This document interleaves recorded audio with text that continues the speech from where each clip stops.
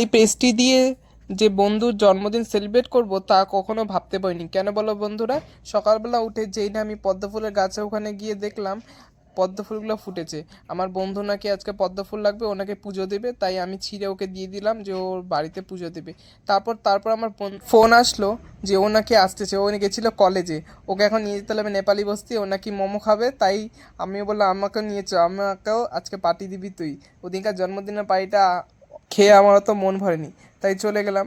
এদিকে থুপ্পা, মোমো, কত কিছু খাচ্ছিলাম আর গল্প করছিলাম, অনেক কিছু গল্প ছিল। তারপরে পেস্ট্রি নিয়ে চলে গেলাম আরেকটা বন্ধুর জন্মদিন সেলিব্রেট করে, ওরও 14 মেতে জন্মদিন ছিল। তাই আমি আর বন্ধুটা চলে গেলাম। কি করব, বড় কেক কিনা সামর্থ্য ছিল না, তাই ছোট কেক দিয়ে বার্থডেটা সেলিব্রেট করতে হলো।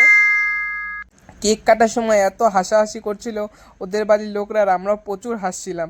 জিনিস ছোট হোক বা বড়, কিন্তু সেলিব্রেশনটা মাস্ট। সে বড় জিনিসে হয়তো আনন্দ পাওয়া যায় না, কিন্তু ছোট ছোট জিনিসে বহুত আনন্দ থাকে। এক পিস প্রেটিস 3 টুকরা করে 4 টুকরা করে সবাই মিলে ভাগ করে খাওয়াচ্ছিল বার্থডে বয়টা।